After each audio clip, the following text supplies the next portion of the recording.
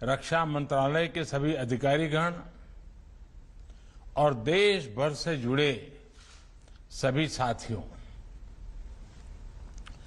अभी 2 दिन पूर्व ही नवरात्रि के इस पावन पर्व के दरमियान अष्टमी के दिन मुझे देश को एक बहुत ही कॉम्प्रिहेंसिव प्लानिंग को लेकर के गति शक्ति इस कार्यक्रम को लॉन्च करने का अवसर मिला और आज विजयादशमी के पावन पर्व पर राष्ट्र को सशक्त बनाने के लिए, राष्ट्र को अजेय बनाने के लिए जो लोग दिन रात खपा रहे हैं, उनके सामर्थ्य में और अधिक आधुनिकता लाने के लिए एक नई दिशा की ओर चलने का अवसर, और वो भी विजयादशमी के पावन पर्व पर, ये अपने आप में ही शुभ संकेत लेकर के आता है। इस कार्यक्रम की शुरुआत भारत की महान परंपरा चलते हुए शस्त्र पूजन से की गई है। हम शक्ति को सृजन का माध्यम मानते हैं। इसी भावना के साथ आज देश अपने सामर्थ्य को बढ़ा रहा है और आप सब देश के इन संकल्पों के सारथी भी हैं। मैं आप सभी को और पूरे देश को इस अवसर पर विजयादशमी की पुनः बहुत बहुत हार्दिक बधाई देता हूं। साथियों, आज ही पूर्व राष्ट्रपति भारत रत्न डॉक्टर एपीजे अब्दुल कलाम जी की जयंती भी है। कलाम साहब ने जिस तरह अपने जीवन को शक्तिशाली भारत के निर्माण के लिए समर्पित किया, ये हम सभी के लिए प्रेरणा है। रक्षा क्षेत्र में आज जो 7 नई कंपनियां उतरने जा रही है, वो समर्थ राष्ट्र के उनके संकल्पों को और मजबूती देगी। साथियों, इस वर्ष भारत ने अपनी आजादी के 75वें साल में प्रवेश किया है। आजादी के इस अमृत काल में देश एक नए भविष्य के निर्माण के लिए नए संकल्प ले रहा है और जो काम दशकों से अटके थे, उन्हें पूरा भी कर रहा है। 41 ऑर्डिनेंस फैक्ट्रीज को नए स्वरूप में किए जाने का निर्णय, 7 नई कंपनियों की ये शुरुआत देश की इसी संकल्प यात्रा का हिस्सा है। ये निर्णय पिछले 15-20 साल से लटका हुआ था। मुझे पूरा भरोसा है कि ये सभी 7 कंपनियां आने वाले समय में भारत की सैन्य ताकत का एक बहुत बड़ा आधार बनेगी।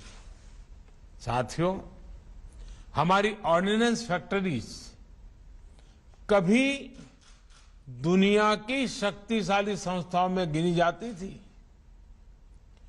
इन फैक्ट्रीज के पास 100-150 साल से भी ज्यादा का अनुभव है। विश्व युद्ध के समय भारत की ऑर्डिनेंस फैक्ट्रीज का दमखम दुनिया ने देखा है। हमारे पास बेहतर संसाधन होते थे, वर्ल्ड क्लास स्किल होता था। आजादी के बाद हमें जरूरत थी इन फैक्ट्रीज को अपग्रेड करने की, न्यू एज टेक्नोलॉजी को अपनाने की, लेकिन इस पर बहुत ध्यान नहीं दिया गया। समय के साथ भारत अपनी सामरिक जरूरतों के लिए विदेशों पर निर्भर होता गया। इस स्थिति में परिवर्तन लाने में ये नई 7 डिफेंस कंपनियां बहुत बड़ी भूमिका निभाएगी। साथियों, आत्मनिर्भर भारत अभियान के तहत देश का लक्ष्य भारत को अपने दम पर दुनिया की बड़ी सैन्य ताकत बनाने का है। भारत में आधुनिक सैन्य इंडस्ट्री के विकास का है। पिछले 7 वर्षों में देश ने मेक इन इंडिया के मंत्र के साथ अपने इस संकल्प को आगे बढ़ाने का काम किया है। आज देश के डिफेंस सेक्टर में जितनी ट्रांसपेरेंसी है, ट्रस्ट है और टेक्नोलॉजी ड्रिवन अप्रोच है, उतनी पहले कभी नहीं थी। आजादी के बाद पहली बार हमारे डिफेंस सेक्टर में इतने बड़े रिफॉर्म्स हो रहे हैं। अटकाने लटकाने वाली नीतियों की जगह सिंगल विंडो सिस्टम की व्यवस्था की गई है। इससे हमारे इंडस्ट्रीज का कॉन्फिडेंस बढ़ा है।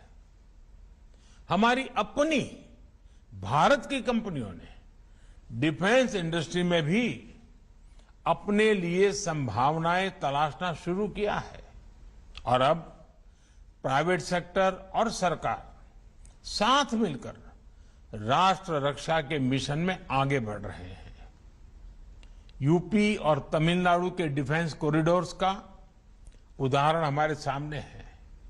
इतने कम समय में बड़ी बड़ी कंपनियों ने मेक इन इंडिया में अपनी रुचि दिखाई है। इससे देश में युवाओं के लिए नए अवसर भी तैयार हो रहे हैं और सप्लाई चेन के रूप में कई एमएसएमईज के लिए नई संभावनाएं बन रही है। देश में जो नीतिगत परिवर्तन किया है, उसका परिणाम है कि पिछले 5 सालों में हमारा डिफेंस एक्सपोर्ट 325% से भी ज्यादा बढ़ा है। साथियों, कुछ समय पहले ही रक्षा मंत्रालय ने ऐसे 100 से ज्यादा सामरिक उपकरणों की लिस्ट जारी की थी जिन्हें अब बाहर से आयात नहीं किया जाएगा। इन नई कंपनियों के लिए भी देश ने अभी से ही 65,000 करोड़ रुपए के ऑर्डर्स प्लेस किए हैं। ये हमारी डिफेंस इंडस्ट्री में देश के विश्वास को दिखाता है। बढ़ता हुआ विश्वास नजर आ रहा है। एक कंपनी एम्यूनेशन और एक्सप्लोजिव की जरूरतों को पूरा करेगी तो दूसरी कंपनी आर्मी व्हीकल्स मैन्युफैक्चर करेगी। इसी तरह एडवांस वेपन्स और इक्विपमेंट हो, ट्रूप्स कंफर्ट आइटम हो, ऑप्टिकल इलेक्ट्रॉनिक्स हो या पैराशूट, हमारा लक्ष्य है कि भारत की एक एक कंपनी न केवल इन क्षेत्रों में एक्सपर्टाइज हासिल करे बल्कि एक ग्लोबल ब्रांड भी बने। कॉम्पिटिटिव कॉस्ट हमारी ताकत है। क्वालिटी और रिलायबिलिटी हमारी पहचान होनी चाहिए। साथियों, मुझे विश्वास है कि इस नई व्यवस्था से हमारे यहां ऑर्डिनेंस फैक्ट्रीज में जो टैलेंट है, जो कुछ नया करना चाहते हैं, उन्हें अपनी प्रतिभा दिखाने के लिए पूरी स्वतंत्रता मिलेगी। जब इस प्रकार के एक्सपर्टीज को इनोवेशन का अवसर मिलता है, कुछ कर दिखाने का अवसर मिलता है, तो वो कमाल करके दिखाते हैं। आप अपने एक्सपर्टीज से जो प्रोडक्ट बनाकर दिखाएंगे, वो भारत के डिफेंस सेक्टर की क्षमता तो बढ़ाएंगे ही, आजादी के बाद जो एक गैप आ गया था उसे भी दूर करेंगे। साथियों, 21वीं सदी में कोई देश हो या कोई कंपनी, उसकी ग्रोथ और ब्रांड वैल्यू उसके रिसर्च और इनोवेशन से तय होती है। सॉफ्टवेयर से लेकर स्पेस सेक्टर तक भारत की ग्रोथ, भारत की नई पहचान इसका सबसे बड़ा उदाहरण है। इसलिए मेरा सभी 7 कंपनियों से भी विशेष आग्रह है कि रिसर्च और इनोवेशन आपके वर्क कल्चर का हिस्सा होना चाहिए, उसको प्राथमिकता मिलनी चाहिए। आपको केवल दुनिया की बड़ी कंपनियों की बराबरी ही नहीं करनी है, बल्कि फ्यूचर टेक्नोलॉजी में लीड भी लेनी है। इसलिए ये जरूरी है कि आप नया सोचें, रिसर्च ओरिएंटेड युवाओं को ज्यादा से ज्यादा मौका दें, उन्हें सोचने की पूरी छूट दें।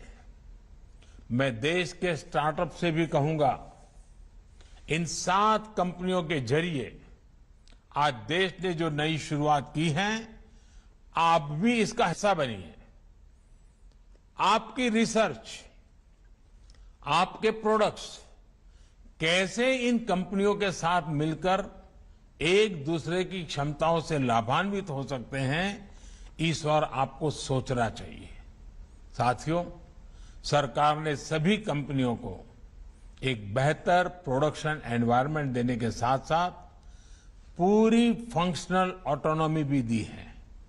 इसके साथ ही ये भी सुनिश्चित किया गया है इन फैक्ट्रीज के कर्मचारियों के हित पूरी तरह से सुरक्षित रहें। मुझे पूरा भरोसा है कि देश को आपकी एक्सपर्टाइज का बहुत लाभ होगा और हम सब मिलकर आत्मनिर्भर भारत के अपने संकल्प को पूरा करेंगे। इसी भावना के साथ फिर एक बार आप सबको विजयादशमी की बहुत बहुत शुभकामनाएं। आप सभी का बहुत बहुत धन्यवाद।